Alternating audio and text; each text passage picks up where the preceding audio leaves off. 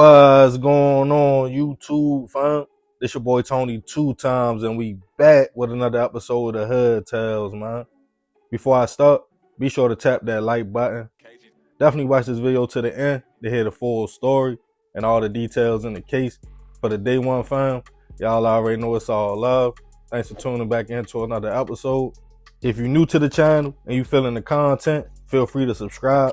Definitely hit that notification bell so you can be notified every time we drop a new video.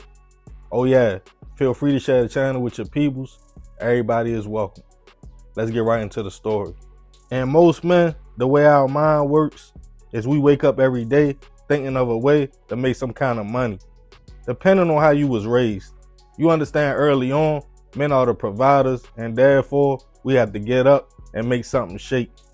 Rather having a typical 9 to 5 for a guaranteed paycheck, or even if you decide to throw rocks at the penitentiary and hit the block. Most of us understand our value relies highly on what we can do for ourselves financially, our families, and if you are in a relationship or looking for a girl, that woman as well.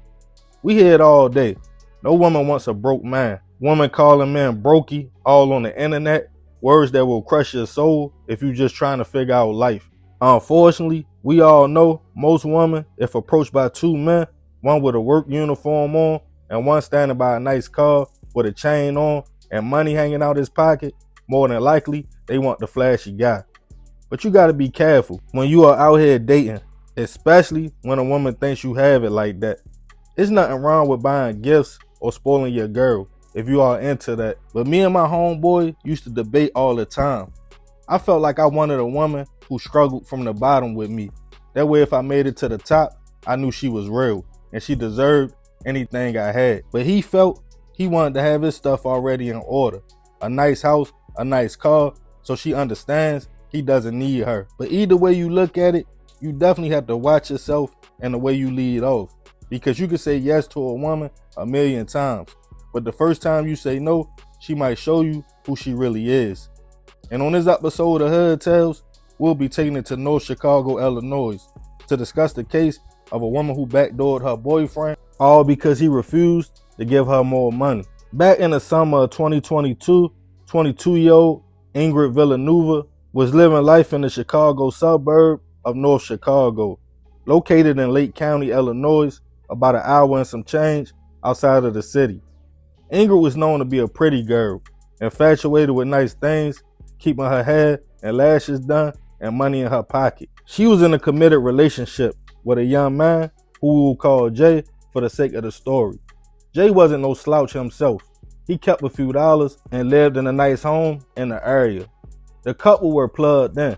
They had been together for years, so it wasn't a new situation. He would look out for her, buy her things, basically spoil the young lady because that was his girl. But on July 30th, 2022, things would go left. Jay and Ingrid was cooling at his spot. Everything seemed normal at first until she turned and asked her boyfriend for some money. He told her he didn't really have it at the time. All his bread was already accounted for. She instantly got an attitude as they went back and forth for a little minute. Jay stood on his word though.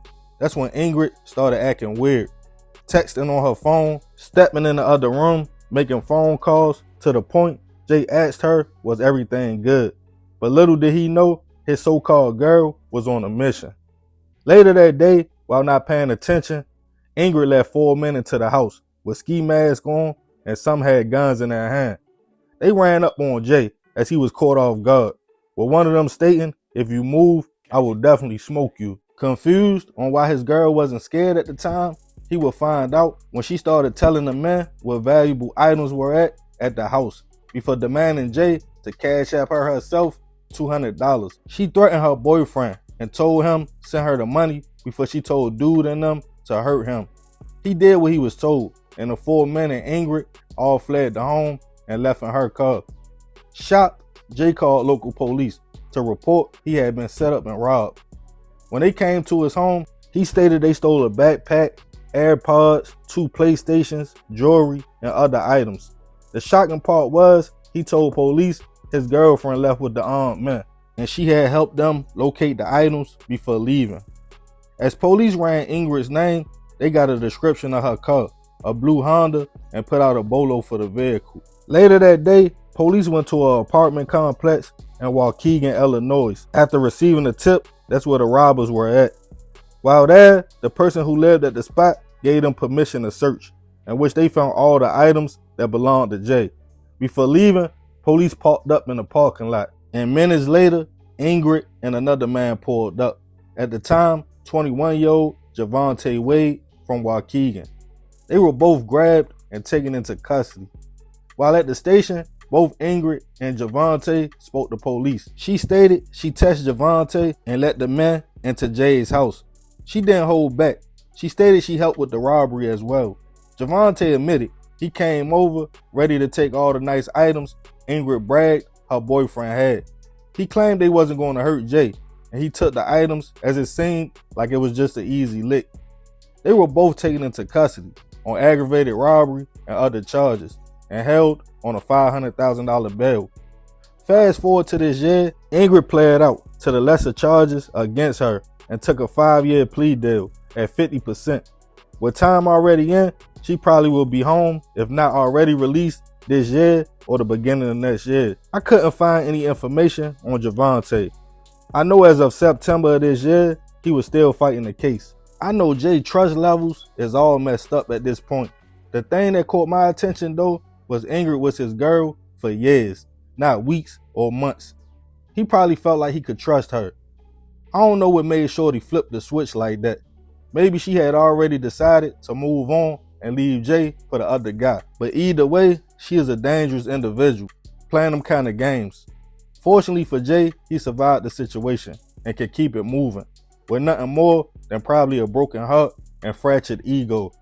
But I never understood women that play men games, because what Shorty did will definitely get you hurt. Even if I was old boy Javante, I wouldn't have trusted her, because if she would set up her boyfriend of years for $200, think what she would do to you. But I'm gonna leave this one open. Let me know what y'all think about the situation. Fellas and ladies, let me know if y'all know a female or situation that happened like this. Leave it in the comments.